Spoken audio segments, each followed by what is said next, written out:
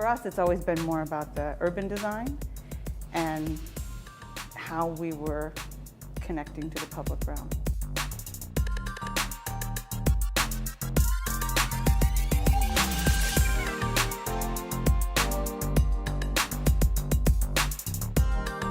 We were hired to do the master plan, and so we weren't necessarily considering the designs of the buildings, but thinking about how we can inscribe meaning into the public space, create as much public space as possible, and as much space to commemorate what had happened there, and doing that three-dimensionally down to the bedrock, and more than half of the site being dedicated to public space and to the commemoration. So I think one of the things that was really important to us actually was not to have a megastructure and not to have an architecture that would dominate over the grids of New York, right? Because the original World Trade Center was really an island and wasn't celebrating the best parts of New York City. So separating it into multiple towers was practical, right? They're more buildable, they're discrete.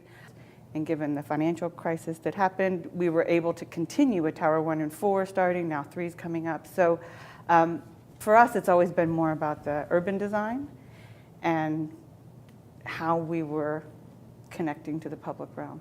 Daniel always said when we were working on it from the first day, let's not worry about the people at the top of the tower, right? They're fine. And he thought about his father, who was a printer on Stone Street around the corner from the site.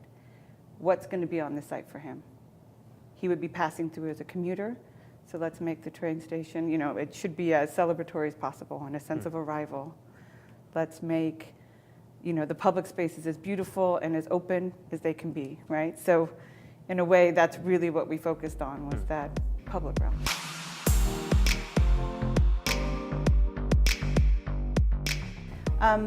Don't know the exact finished site. I think right now, Tower 1 is complete, Tower 4 is complete, Tower 3 is going to open next week. It's very exciting. The memorial, which is the main public space, is open. The PATH terminal has been open and operating.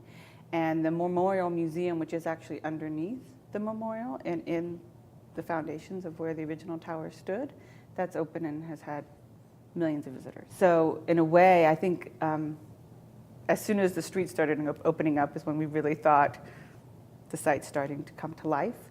And now I think it's really the Tower 2, which I don't know the exact start date on that, and the Performing Arts Center, which was designed by Rex, which I think they're fundraising for and developing the design right now. So I think those are the two major components that are left before it's truly complete.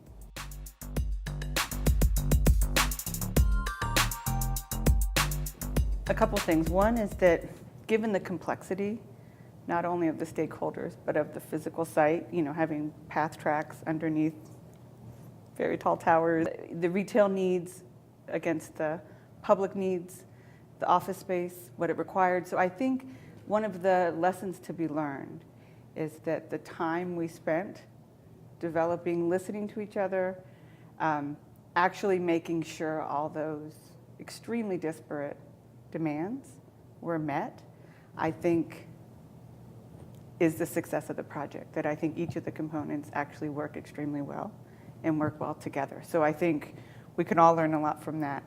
Maybe more importantly, that I wish had the same focus on every project, especially of this scale and of course of this importance, is this sense of collaboration with people really working together.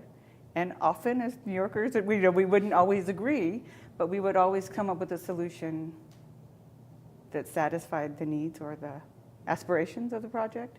And I think when everybody around the table felt the weight and the importance, the result really shows that collaboration.